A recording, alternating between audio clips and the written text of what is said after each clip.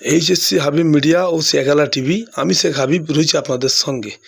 আমি এই মুহূর্তে উপস্থিত আছি হুগলির চণ্ডীতলা থানার অন্তর্গত যে নবাবপুর শিবতলায় আছি। কারণ আপনারা জানেন 3টে পঞ্চায়েত এলাকার কাজ, যেমন এক হচ্ছে মশাট পঞ্চায়েত এলাকা, বনমালীপুর থেকে শুরু হচ্ছে।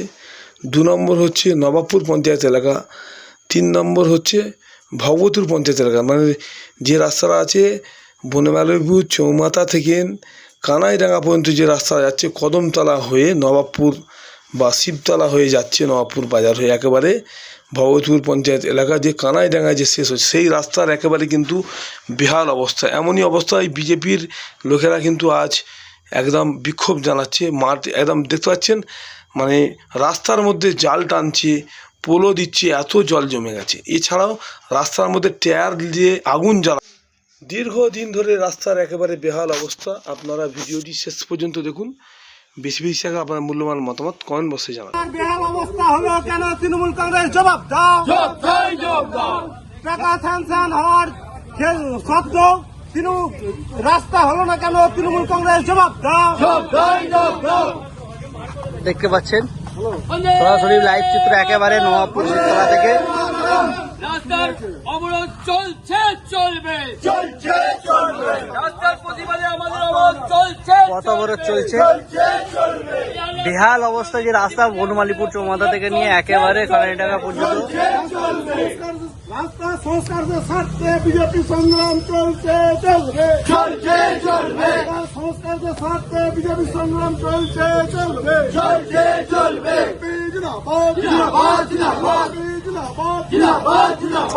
থেকে 2 নম্বর পর্যন্ত রাস্তার টেন্ডার হওয়া সত্ত্বেও রাস্তা হলো না কেন?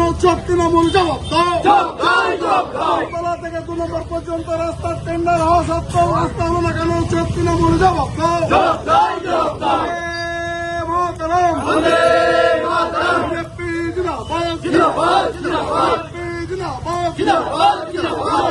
সংগ্রাম চলছে, চলবে, মানুষের স্বার্থে বিজেপি সংগ্রাম চলছে, চলবে, রাস্তার বেহাল অবস্থা কেন? তৃণমূল কংগ্রেস জবাব দাও।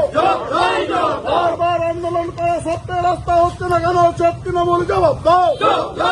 বন্দে মাতরম, সাধারণ মানুষের স্বার্থে বিজেপি সংগ্রাম চলছে, চলবে।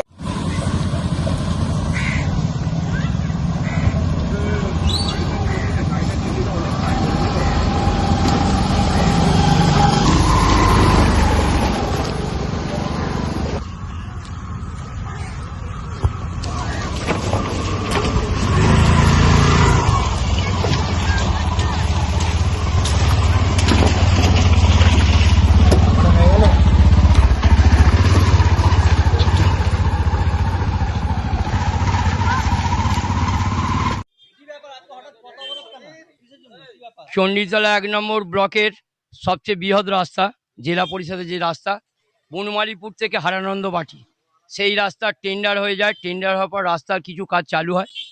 টেন্ডার হয়ে যাওয়ার পর এই এলাকার মানে কদমতলা থেকে হারানন্দ বাটির কোনো রাস্তার কাজ হয়নি। মশাট কদমতলা থেকে বনমালীপুর পর্যন্ত রাস্তার মেজরিটি পার্সেন্ট অর্থাৎ 95% কাজ হয়ে গেছে, 5% কাজ বাকি আছে। এবং এই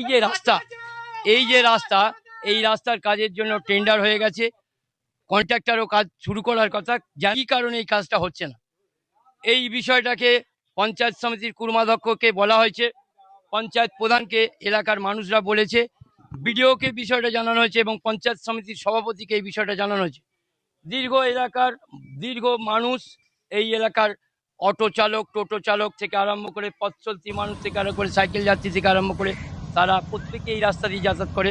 কিন্তু এই রাস্তার খুব খারাপ অবস্থা এবং এখানে পঞ্চায়েত সমিতির পূর্ত কর্মাধ্যক্ষ এই রাস্তা দিয়ে যাতায়াত করে, পঞ্চায়েত সমিতির সভাপতি এই রাস্তার মধ্যেই পড়ে, পঞ্চায়েত প্রধান এই রাস্তার মধ্যেই পড়ে। তারা এই ব্যাপারে কোনো কাজ করছে না।